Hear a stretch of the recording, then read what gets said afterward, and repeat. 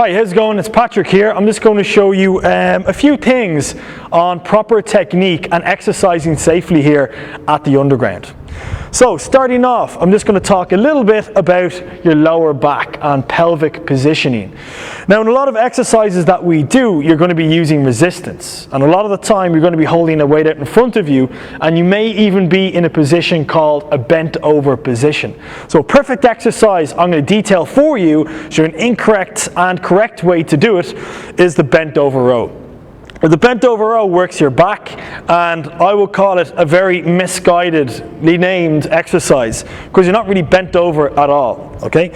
So, always bend the knees when you're picking up a weight, we know that much. So bend the knees back nice and straight, picking up your weight. Now, a bent over row, bending over would signify bending your back to putting something down on the ground. Now that's actually incorrect, because that's actually going to put your spine, in a very delicate state. Okay, as your vertebrae are sort of bending across, you're losing lower strength. Your lower back isn't braced, and it's just not. It's a very tense position to be in.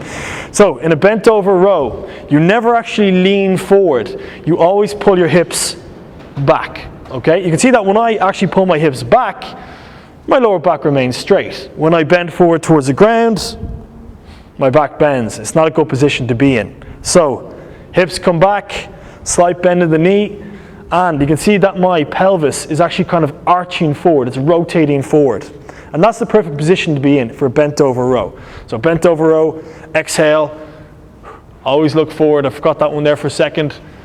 I'm pulling up towards your belly button, sort of midline between your belly button and your belt buckle, okay? So, bend the knees to put it down. And you can see that as I pull my hips back, there's something else that I'm really focusing on.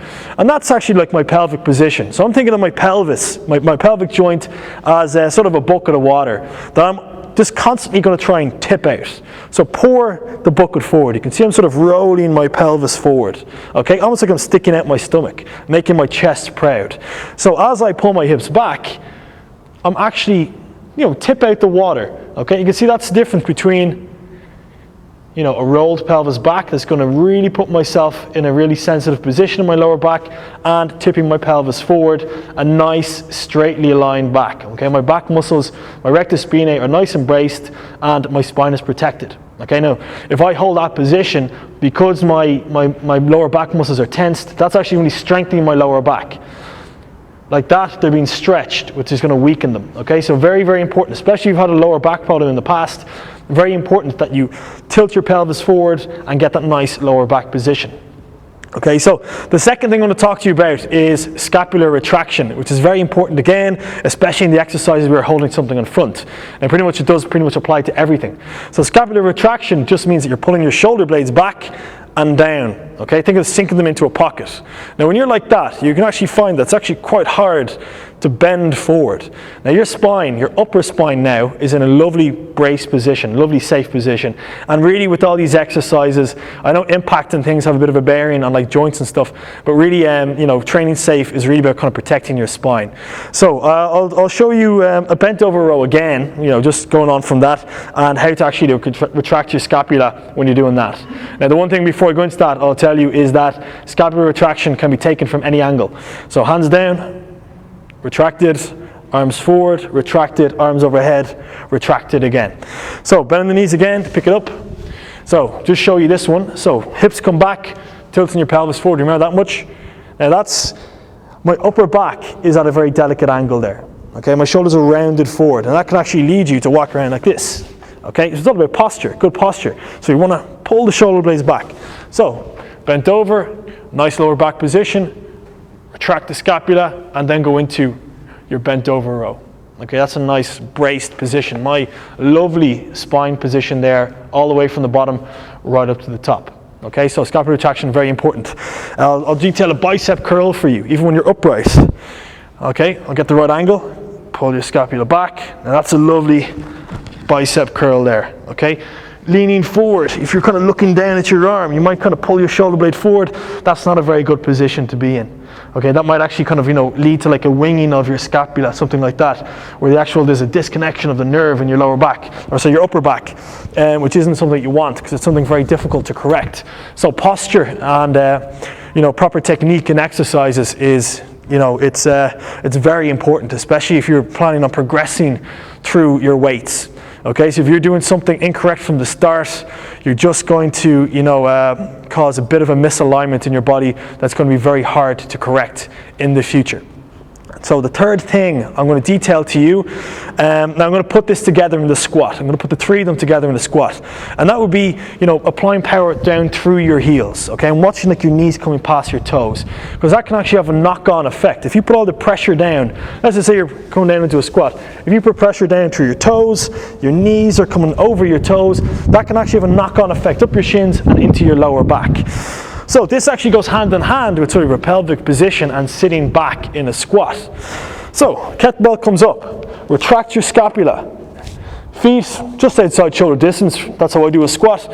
So retracting the scapula, always keep your head up, nice and aligned, and then as I sit back, I roll my pelvis forward again, sit back down into it, and I'm keeping all my body weight down through my heels. Exhale, as if you're extending your heels down through the ground. Next up, just another good one to show you in this front would be like a lunge. So I'm going to lunge forward, and you can see that, a shallow lunge. My heel comes off the ground. I can't be possibly applying power down through my heel if it's off the ground, and my knee's coming over. That's actually kind of hurting my knee. The right position you want to be in is like everything at a nice right angle. You can see that kind of my calf muscle, my bone here is going straight down into the ground. All my weight is coming down through my heel, and I can almost raise my toes off the ground. Now that's a good lunging position there to be in. Okay, and again, I'm staying nice and upright. I'm not allowing myself to bow forward. Okay, my scapula is kind of back, and I've got a nice proud stance there. So very important. Heels down through the ground. Hip position is vitally important. Always keep your pelvis rolled forward to protect your lower back and scapula retracted. Okay, you maintain those positions, and you're going to build like a very good full body strength. Okay, from your toes all the way up to your upper body. There's going to be no misalignment issues. What I'm going to go on to show you now is I'm going to have to take it down onto the floor to show you an exercise that you can do at home to practice that perfect pelvic alignment, because simply looking at me won't really give you the mind muscle control that you need. You might just be standing there being like, how do I actually do that? I can't get the feeling right. Okay, so we're going to practice an exercise next, well right now, on how you can actually do this at home. Okay, so here we go, an exercise you can do at home to practice that perfect pelvic position to achieve a lovely strong lower back. So two exercises that we're going to do, they're actually both from yoga. One is called the cat and the other is called the camel. They're both stretches, but they're going to be very instrumental for you to kind of maintain a good strong back position. So coming in onto the ground on all fours, get your knees just below your hips and your hands just below your shoulder girdle. Now the first one I'm going to show you is the cat. Now the cat is actually sinking your stomach down, extending your spine in towards the ground. You're actually flexing your spine here and looking up towards the sky. You can see that you've actually rolled your hips forward, tipping at the bucket, and you're looking up into the air. Okay, and the second exercise is called the camel. It's the opposite. It's kind of creating an N shape. You're actually extending your spine, reaching your middle back up towards the sky, looking down, and you've actually tipped, without even realizing that you've actually tipped your pelvis back. Now I just want you to come from the camel into the cat. Back into the camel, into the cat. Now the very important movement that you want to look out for here is coming from the camel into the cat. Okay, so what you're actually doing is you're kind of sticking your stomach forward and like you're getting a nice positive bend in your spine. Now you can imagine that if I was actually standing up and doing an exercise, is that this is actually a very nice strong back position. So you can actually do that standing up. I'll actually just adjust the camera there so you can see this.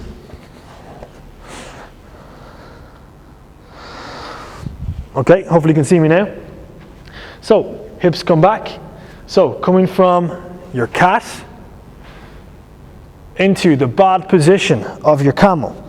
So you can imagine me with the weight here doing a bent over row, slugging away, absolutely destroying myself. So coming from your camel position, the same movement again. Now don't really think about your hips, because a lot of people don't really know what I mean by moving their hips. Just come extending your stomach forward, arching your spine, and then there you are. There, you've achieved that lovely lower back position. So practice that. A standing cat into a camel back into your perfect cat. And you can see that really get an emphasis there on like tipping your pelvis forward, pouring out that bucket of water. Okay, so follow that, do a bit of practice, and then apply it into some of the exercises here at the underground, and it really will work towards developing very strong posture and great strength in the spine.